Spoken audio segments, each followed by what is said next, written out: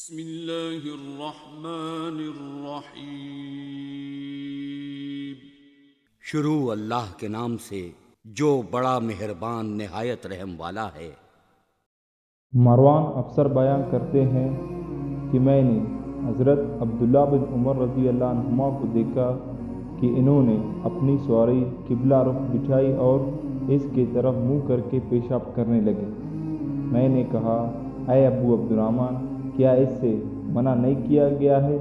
انہوں نے کہا، ہاں، کلی فضا میں اس سے روکا گیا ہے، مگر جب تمہارے اور قبلے کے درمیان کوئی چیز حائل ہو تو کوئی حرج نہیں۔ ضعیف حدیث سنن ابو داؤد حدیث نمبر 11۔ حضرت عبداللہ بن عمر رضی اللہ عنہما بیان کرتے ہیں، میں ایک بار گھر کی چھت پر چڑھا تو دیکھا کہ رسول اللہ صلی اللہ علیہ وسلم قضاء حاجت کے لیے 2 اینٹوں پر بیٹھے ہیں اور آپ کا منہ بیت المقدس کی جانب ہے۔ سنن ابو داؤد حدیث نمبر 12۔ حضرت جابر بن عبداللہ رضی اللہ عنہما بیان کرتے ہیں، نبی صلی اللہ علیہ وسلم نے فرمایا کہ پیشاب کے لیے قبلے کی طرف منہ کریں۔ پھر میں نے آپ کے وفات سے 1 سال پہلے آپ کو دیکھا کہ آپ قبلے کی طرف منہ کر کے قضاء حاجت کے لیے بیٹھے تھے۔ سنن ابو داؤد حدیث نمبر 13۔ حضرت عبداللہ بن عمر رضی اللہ عنہما بیان کرتے ہیں، نبی صلی اللہ علیہ وسلم جب قضاء حاجت کا ارادہ کرتے تو جب تک زمین کے قریب نہ ہو جاتے اپنا کپڑا نہ اتارتے۔ ضعیف حدیث سنن ابو داؤد حدیث نمبر 14۔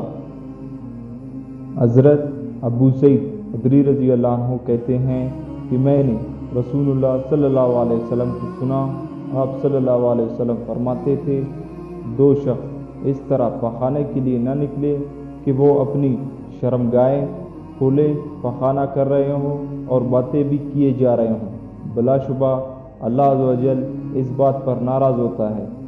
ضعیف حدیث سنن ابو داؤد حدیث نمبر 15۔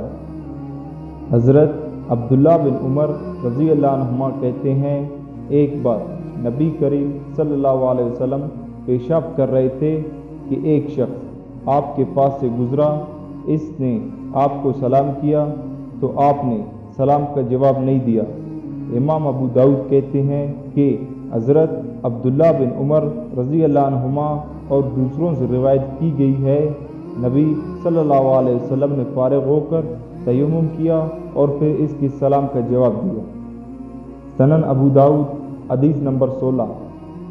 حضرت ماجر بن کنفذ رضی اللہ تعالیٰ عنہ سے روایت ہے کہ وہ نبی صلی اللہ علیہ وسلم کے پاس سے گزرے اور آپ صلی اللہ علیہ وسلم پیشاب کر رہے تھے۔ انہوں نے سلام کیا تو آپ نے جواب نہ دیا، حتیٰ کہ آپ نے وضو کیا اور جواب دیا اور معذرت کرتے ہوئے فرمایا، مجھے یہ بات ناپسند آئی کہ طہارت کے بغیر اللہ تعالیٰ کا ذکر کروں۔ ضعیف حدیث سنن ابو داؤد حدیث نمبر 17۔ ام المومنین سیدہ عائشہ رضی اللہ تعالیٰ عنہما بیان فرماتی ہے، رسول اللہ صلی اللہ علیہ وسلم ہر وقت اللہ تعالیٰ کا ذکر کیا کرتے تھے۔ سنن ابو داؤد حدیث نمبر 18۔ حضرت انس رضی اللہ عنہ کہتے ہیں، نبی صلی اللہ علیہ وسلم جب بیت الخلاء جاتے تو اپنی انگوٹھی اتار لیا کرتے تھے۔ انس بن مالک رضی اللہ عنہ کے نبی صلی اللہ علیہ وسلم نے چاندی کی انگوٹھی بنوائی پھر اسے اتار دیا۔ ضعیف حدیث سنن ابو داؤد حدیث نمبر 19۔